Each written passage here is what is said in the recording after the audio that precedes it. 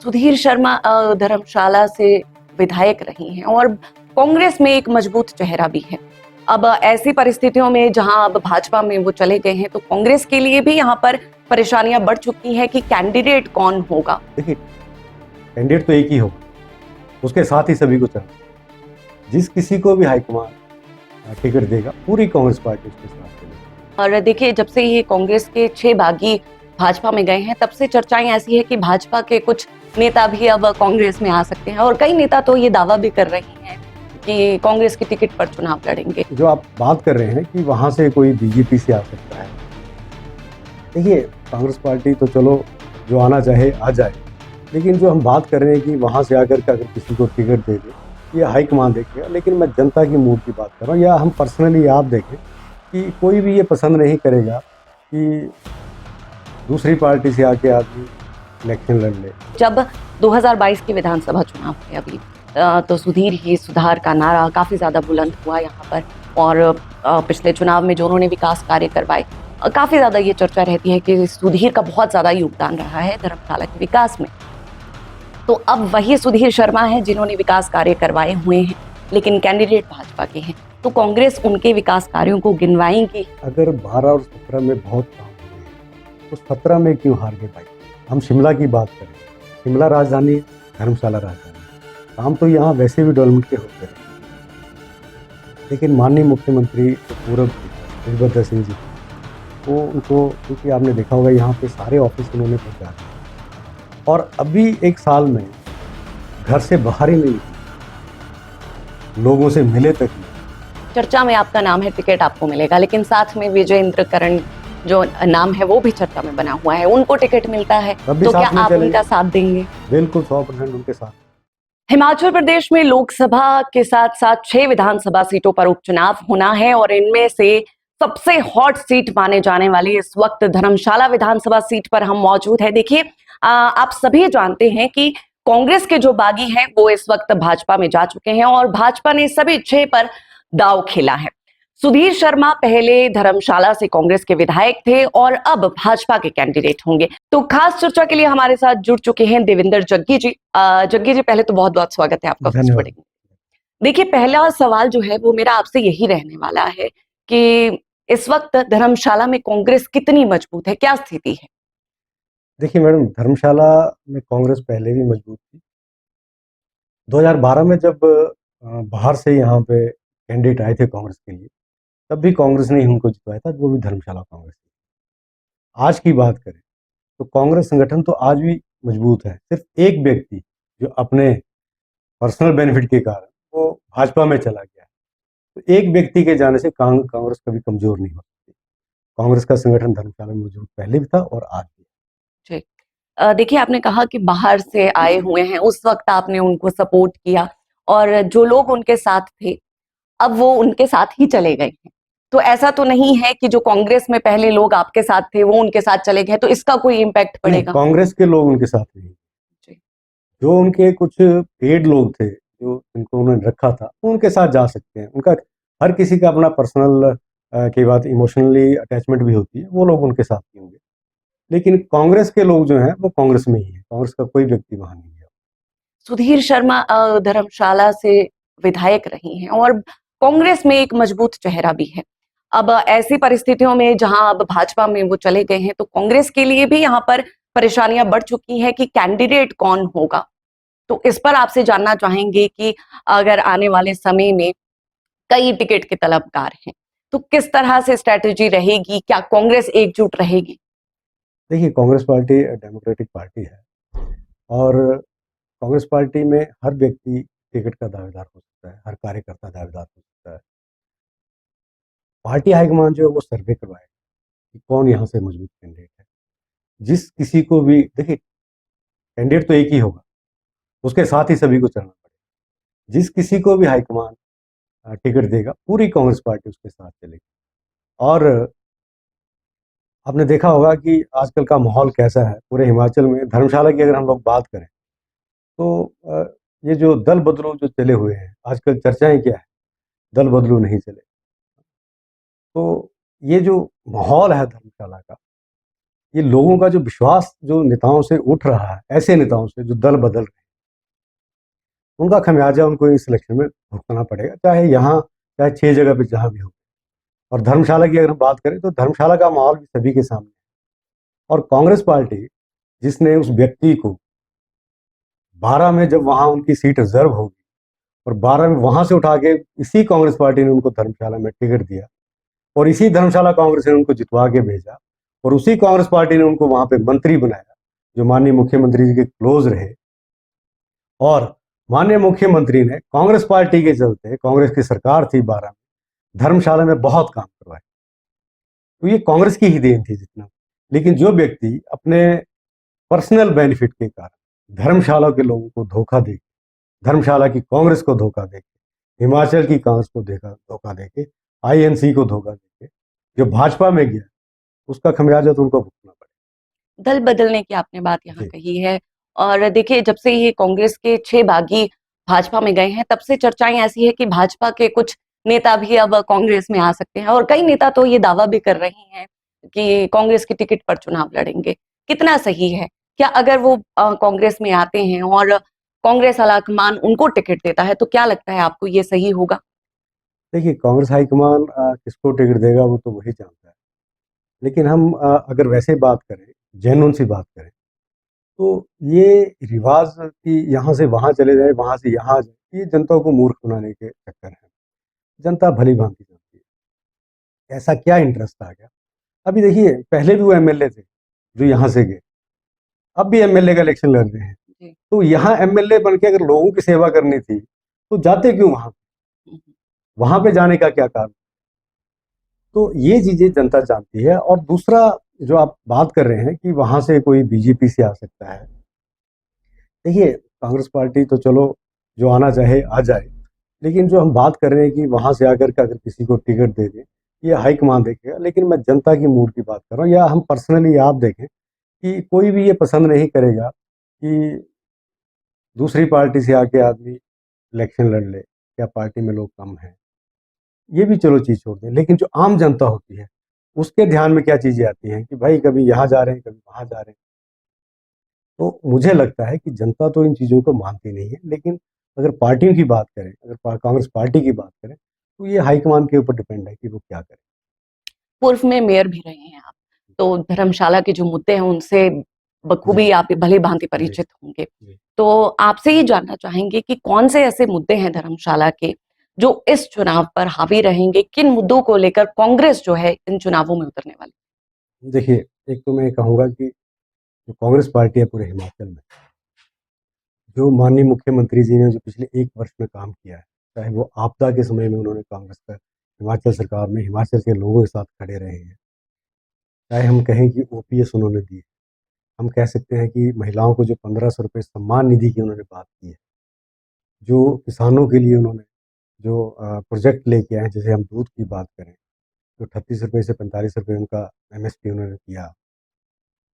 और जो जिनके माता-पिता नहीं थे बच्चों को, उनको स्टेट ऑफ चिल्ड्रन का जो दर्जा दिया। और जो अगली गारंटी थी, उस पे हिमाचल सरकार काम कर रही है, 5 तो उन्होंने कंप्लीट कर दी, उस पे आगे लेके चलेंगे। लेकिन मुझे लगता है कि धर्मशाला की अगर हम लोग बात करें, तो धर्मशाला में एक तो टूरिस्ट जो है वो बहुत आता है। यहाँ पे जो रोज़गार है, वो टूरिस्ट इंडस्ट्री पे बहुत ज़्यादा डिपेंड करता है। मुझे लगता है कि धर्मशाला में जो साइट्स हैं जो टूरिज़्म के रिलेटेड, उनको डेवलप करना पड़ेगा, ताकि टूरिस्ट जो 1-2 दिन के लिए आता है, वो कम से कम 4 दिन या 3 दिन तो यहाँ रुके। तो 3 दिन इसीलिए रुकेगा कि उनको अलग-अलग जगह धर्मशाला में मिलेंगी। अगर हम साइट डेवलप करेंगे वहाँ पे, तो होटल इंडस्ट्री हो, चाहे वो टैक्सी हो, चाहे ढाबे वाले हों, दुकानदार हों, हर किसी को रोज़गार मिलेगा। और उसके चलते जो होटल, देखिए होटल सिर्फ़ एक होटल से काम नहीं चलता कि मालिक को फ़ायदा हो रहा है। होटल में 50 लोग काम कर रहे हैं, 50 लोग मीन्स कि 50 परिवार वहाँ पे चले हुए हैं। तो जब अगर टूरिस्ट यहाँ पे ज़्यादा आएगा, ज़्यादा दिन रुकेगा, तो रोज़गार तो यहाँ मिलेगा। और धर्मशाला में रोज़गार के क्या साधन हैं। दूसरा जो मुझे पर्सनल लगता है कि धर्मशाला एजुकेशनल हब हुआ करता था। बहुत दूर-दूर से लोग धर्मशाला में एजुकेशन के लिए आते थे, चाहे धर्मशाला डिग्री कॉलेज की बात कर लें।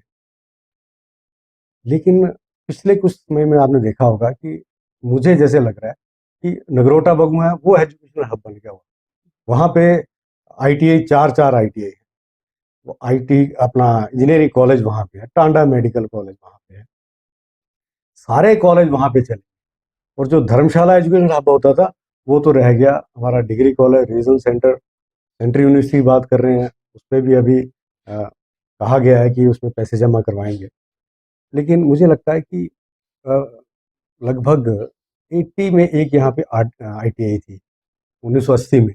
उसके बाद यहाँ पे कुछ नहीं, और लोग हमारे चले आते नगरोटा में, शाहपुर में, लेकिन धर्मशाला से जाते तो। और धर्मशाला के लोगों को आपने देखा हो कि बच्चे जो हैं वो कोचिंग के लिए चंडीगढ़ जाते हम्म। हैं। मुझे लगता है यहाँ इस पे काम करने की बहुत ज़रूरत है, ताकि धर्मशाला के लोगों को, धर्मशाला में लोग आना पसंद करते हैं, माहौल अच्छा है, वातावरण अच्छा है, इस लाइन पे काम करने की ज़रूरत है। और दूसरा, मैंने टांडा मेडिकल कॉलेज की बात की, तो धर्मशाला में जो कॉलेज हॉस्पिटल है बहुत अच्छा है, डॉक्टर भी यहाँ पे हैं, लेकिन इमरजेंसी की जो फैसिलिटी यहाँ पे है उसमें शाम के समय में कभी भी रात को कोई भी इमरजेंसी में चला जाता है तो उसको रेफर कर दिया जाता है। तो यहाँ पे मुझे लगता है कि ये बहुत बड़ा मुद्दा है, क्योंकि आजकल हम देख रहे हैं कि शहर में बहुत सारे लोगों के बच्चे बाहर रहते हैं, तो जो उनके पेरेंट्स हैं वो बुजुर्ग घर पे अकेले रहते हैं। तो इमरजेंसी में जब कोई बात हो जाती है तो उनको कहाँ लेके जाएं? धर्मशाला जाते हैं, धर्मशाला से आगे रेफर कर दिया जाता है। मुझे लगता है इस पे काम करना बहुत ज़्यादा जरूरी है। और बाकी छोटे छोटे इश्यूज चलते हैं, जैसे शहर की बात करें तो ट्रैफिक कंजेशन कैसे ख़त्म करना है, क्योंकि आपने देखा होगा पार्किंग यहाँ पे है नहीं, तो उसको बढ़ावा, छोटे छोटे इशू, पानी, गांव में पानी की ज़रूरत है, ये सारे काम करने की बहुत ज़रूरत है। लेकिन उसके लिए व्यक्ति को लोगों से मिलना पड़ेगा। हम लोग कह सकते हैं कि पहले काम हुए जब कांग्रेस सरकार थी, लेकिन लोगों के बीच में जाके लोगों से काम तभी होंगे जब लोगों से मिलेंगे। अगर लोगों से हम लोग गैप ही कर देंगे, लोगों से मिलेंगे नहीं, अपने घर के दरवाजे बंद कर देंगे लोगों के लिए, तो वैसा नहीं चलता। तो लोगों को ये बड़ा, धर्मशाला में स्पेशली, ये बहुत दुख है लोगों को कि जिस व्यक्ति को हम भेजते हैं वो दल बदल के अपने हित के लिए तो चला गया। अब मैंने बात की कि तो पहले भी एमएलए था, 4 साल भी एमएलए रहता, अब भी तो एमएलए के लिए आ रहा है, या किसी और पोस्ट के लिए चला जाता कि धर्मशाला के लोगों की बड़ी भलाई थी, तब भी बात थी। तो ये जो चीजें हैं ये देखनी पड़ेंगी, और धर्मशाला की जनता बहुत समझदार। यहाँ पे ना जाति पाति चलती है, ना यहाँ पे कोई पैसे का लेन देन चलता है। बहुत समझदार कॉन्स्टिट्यूंसी है, और ये समझदारी से काम लेंगे, और लोग इस बात का जवाब जरूर देंगे कि ये जो फार्मूला सेट इन्होंने कर दिया कि हम कहीं भी जाएं और इलेक्शन लड़ लें, उसका जवाब देने के लिए धर्मशाला की जनता तैयार है। जी। देखिए, जातिगत जो आपने बात कही है उस पर भी हम आएंगे, लेकिन उससे पहले मेरा आपसे एक सवाल है कि जब 2022 के विधानसभा चुनाव थे अभी, तो सुधीर ही सुधार का नारा काफी ज्यादा बुलंद जी, हुआ यहाँ पर। जी, और पिछले चुनाव में जो उन्होंने विकास कार्य करवाए, काफी ज्यादा ये चर्चा रहती है कि सुधीर का बहुत ज्यादा योगदान रहा है धर्मशाला के विकास में। तो अब वही सुधीर शर्मा है जिन्होंने विकास कार्य करवाए हुए हैं, लेकिन कैंडिडेट भाजपा के हैं। तो कांग्रेस उनके विकास कार्यों को गिनवाएंगी इस उपचुनाव में, या किस तरह से ये मैनेज देखिए किया जाएगा? देखिए ये जिसकी बात कर रहे हैं वो 2012 और 17 का समय था। 2012-17 में कांग्रेस की सरकार थी। माननीय, देखिए डिस्ट्रिक्ट हेडक्वार्टर है, यहाँ तो काम वैसे भी होते ही है। हम शिमला की बात करें, शिमला राजधानी है, धर्मशाला राजधानी है। काम तो यहाँ वैसे भी डेवलपमेंट के होते रहे।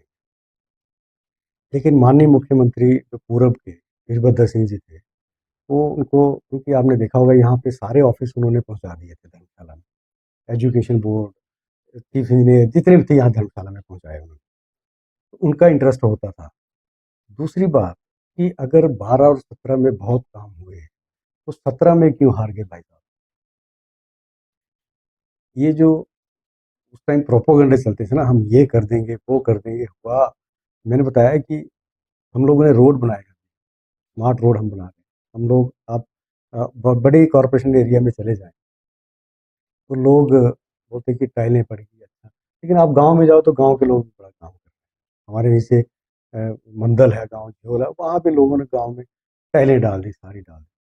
काम तो डेवलपमेंट तो एक पार्ट है, वो तो चलता रहेगा, लेकिन लोगों का विश्वास किसके ऊपर है उसकी बात है।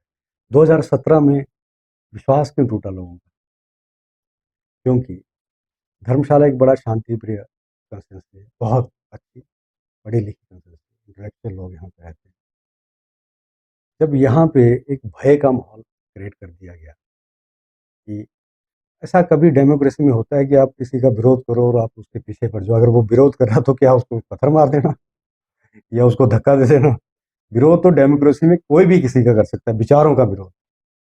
17 में हार गए और अभी एक साल में घर से बाहर ही नहीं निकले, लोगों से मिले तक नहीं।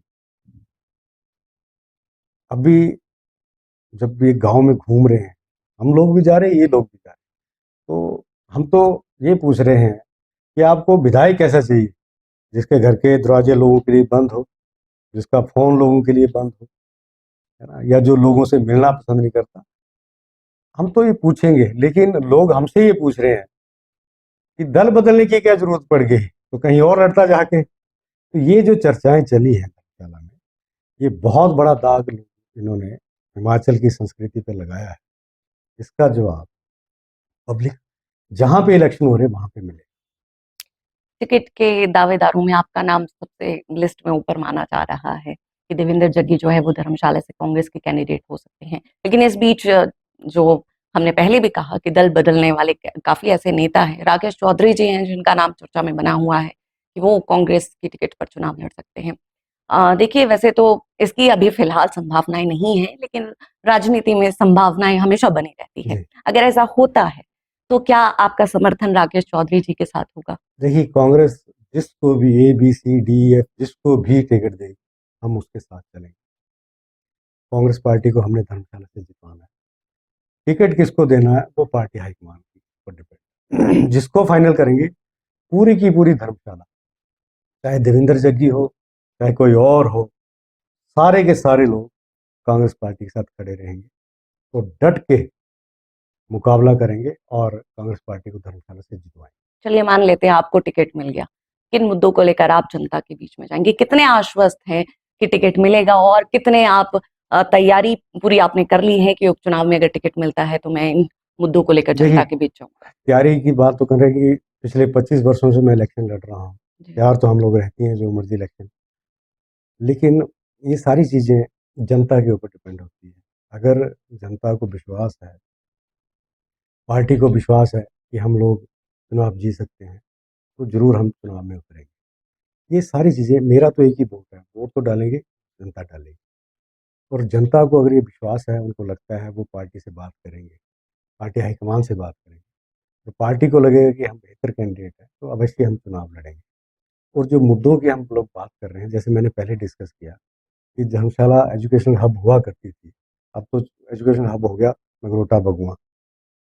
मतलब नगरोटा बगुआ वाले बुरा ना माने, लेकिन धर्मशाला को थोड़ा सा ये मानते हैं कि धर्मशाला जो है माहौल यहाँ का अच्छा है एजुकेशन के हिसाब से, और भी बड़ी चीज़ें। तो एक तो उस पे काम करने की ज़रूरत है। दूसरा, मैंने जो होटल इंडस्ट्री या मैंने टूरिज़्म की जो बात की है, वो सबसे इम्पोर्टेंट पार्ट है। उस पे वही हम मुद्दे काम जो आपने करेंगे। अभी कुछ हाँ, उसी समय पे हम पहले लोग बताए। चलेंगे। जी। धर्मशाला में जातिगत फैक्टर की अभी हमने कुछ समय पहले ही बात की थी और यहाँ पर काफी ज्यादा ये चलता भी है। ऐसा माना जाता है कि कांगड़ा संसदीय क्षेत्र में जातिगत फैक्टर बहुत ज्यादा चलता है। तो यहाँ पर भी कुछ ऐसा माना जा रहा है कि जो कांग्रेस का कैंडिडेट हो, या तो वो चौधरी वर्ग से हो या अन्य जो यहाँ पर फैक्टर्स चलते हैं, उससे चेहरा जो है वो फाइनल किया जा सकता है। देखिए, एक तो सबसे पहले हम लोग बड़े छोटे थे जब बूथ लगाते थे, हमारे बोर्ड तो बने नहीं थे, छोटे-छोटे होते थे क्योंकि कांग्रेस फैमिली से हम लोग, तो उसमें नारा लगता था, ना जात पे ना पात पे, मोहर लगेगी हाथ पे। हम्म। तो वही चीज़ें सबके दिमाग में हमारे होता है। और धर्मशाला में 2001 में, 2 में चंद्रेश कुमार जी जीते कांग्रेस, राजपूत कैंडिडेट। 2012 में सुधीर शर्मा जी, पंडित थे शर्मा जी। उससे पहले चंद्रवर्कर जी यहाँ से जीते। उससे पहले मूलराज पादा जी यहाँ से जीते, जो पंडित। तो कांग्रेस ने जात पात पे कभी राजनीति नहीं की है। जो नारा मैंने पहले बोला, उसी नारे पे आज भी कायम है। तो मुझे नहीं लगता कि धर्मशाला के लोग जात या पात पे चलते हैं। और यहाँ पे सिर्फ देखा यही जाएगा कि बेहतर और विश्वास वाला कैंडिडेट। अब क्योंकि एक आदमी के कारण हिमाचल में इलेक्शन हो रहे या धर्मशाला में, तो चर्चा बार-बार वहीं पे आ जा रही है। अब कौन विश्वास करेगा कि भाई साहब अगली बार किसी दूसरी पार्टी में चले गए, हम्म, तो लोग क्यों वोट डालेंगे? जो एक जगह जो सबसे बड़ी बात कि अगर 5 साल हो गए होते तब भी आप चले, आप 1 साल में जा रहे हैं, फिर उसी पे इलेक्शन लड़ रहे हैं। तो मेरा ये मानना है कि धर्मशाला में जात-पात का कोई काम नहीं। मैंने पहले आपको गिनवा दिया कि अलग भिन्न-भिन्न जातियों के लोग जो एमएलए यहाँ पे रहे, तो मुझे नहीं लगता कि यहाँ पे जाति समीकरण ज़्यादा मायने रखता जग्गी जी देखिए, कांग्रेस की क्या स्थिति है वो तो आपने अभी बताया, लेकिन भाजपा की अगर हम बात करें, टिकट के आवंटन हो चुके हैं, भाजपा प्रचार कर रही है, धुआंधार प्रचार भाजपा की तरफ से किया जा रहा है। कांग्रेस कहाँ सोई है? कांग्रेस में अभी तक यही स्पष्ट नहीं हो पाया है कि चेहरा कौन होगा। है। देखिए, कांग्रेस पार्टी, मैंने पहले कहा कि कांग्रेस पार्टी अ, डेमोक्रेटिक पार्टी है और चाहवान टिकट के बहुत हो सकते हैं, लेकिन उनका सर्वे होगा कौन जीतने वाला कैंडिडेट है, इस पे बात बनेगी, उस हिसाब से करेंगे। अब भाजपा की अगर हम बात करें कि वो जा रही है, तो उनको खतरा ज़्यादा है, उनको पता है कि उन्होंने तो इम्पोर्ट किया है कैंडिडेट और उनके विरुद्ध क्या-क्या चला हुआ। तो भाजपा अगर काम कर रही है, उनका अपना तरीका है, उनकी उनकी अपनी मजबूरियाँ हैं। कांग्रेस पार्टी अपने लेवल पे हिमाचल में सर्वे कर रही है, जहाँ पे ये विधानसभा और जो पार्लियामेंट्री है, उसके बाद जो भी फाइनल होगा, जो जीतने वाले कैंडिडेट होंगे उनको टिकट मिलेगा। टिकट के तलबगार बहुत ज्यादा है जैसा आपने बताया, और यही स्थिति भाजपा में थी, टिकट के चाहवान कई, विरोध की वहां पर स्थिति देखने को मिली है। तो ऐसा ना हो कि कांग्रेस में भी ये विरोध की जो लहर है वो देखने को मिल जाए, ऐसा तो नहीं है। जी, बिल्कुल नहीं। कांग्रेस पार्टी, मैंने पहले कहा कि कांग्रेस पार्टी जो है, तो जितने भी कैंडिडेट जो जैसे बीजे करंट कैंडिडेट, अगर जिसको भी टिकट मिलती है, जिसके ऊपर भी विश्वास करती है पार्टी, उसके साथ जाएँगे सारे। चर्चा में आपका नाम है, टिकट आपको मिलेगा, लेकिन साथ में विजयेंद्र करण जो नाम है वो भी चर्चा में बना हुआ है, उनको टिकट मिलता है, तब भी तो क्या साथ में आप चलेंगे। उनका साथ देंगे? बिल्कुल 100% उनके साथ हैं। जग्गी जी, टिकट आवंटन की लिस्ट में सबसे टॉप पर इस वक्त आपका नाम चल रहा है। चलिए मान लेते हैं आपको टिकट मिल गया, किन मुद्दों को लेकर धर्मशाला की जनता के बीच में आप जाएंगे? विकास का मुद्दा है। और पहले भी जब 12 और 17 में कांग्रेस की सरकार थी, तो माननीय मुख्यमंत्री वीरभद्र सिंह जी, जो पूर्व के मुख्यमंत्री हैं, उन्होंने धर्मशाला में बहुत विकास करवाया। सरकार उनकी थी। उन्होंने धर्मशाला में विकास के लिए जो उन्होंने या एजेंडे तैयार करवाए, तो माननीय मुख्यमंत्री जो पूर्व थे, उनकी देन थी। उस पे काम किया। अभी भी कांग्रेस सरकार हिमाचल में है, तो विकास पे ही बात करेंगे। और धर्मशाला में विकास तो सिर्फ कांग्रेस सरकार में ही हुआ है। भाजपा की सरकार में धर्मशाला में कोई काम नहीं है। सुधीर जी का कोई योगदान रहा है, मानते हैं आप? देखिए, मैंने पहले कहा कि धर्मशाला के लोगों का योगदान ज़रूर रहा। धर्मशाला में कांग्रेस का योगदान रहा। उन्होंने 12 में सुधीर शर्मा को जितवाया और हम धन्यवाद करते हैं माननीय पूर्व के मुख्यमंत्री वीरभद्र सिंह जी का कि उन्होंने धर्मशाला के लिए हमेशा अपने लिए सॉफ्ट कॉर्नर रखा है। धर्मशाला को दूसरी राजधानी का दर्जा उन्होंने दिलवाया। स्मार्ट सिटी की बात करें तो उनके समय में उनका प्रोजेक्ट था, उनका ड्रीम प्रोजेक्ट था कि धर्मशाला बेहतर रूप से, वो कहते थे कि शिमला को अभी स्कोप कम रह गया, शिमला को आगे बढ़ाने के लिए धर्मशाला में बड़ा स्कोप है, धर्मशाला को और सुंदर बनाना है। तो उनका ये विज़न था, वो चाहते थे कि धर्मशाला में काम हो, तो उस टाइम पे ये सारी चीज़ें चली हुई थी। तो आगे का मुद्दा भी विकास का मुद्दा है।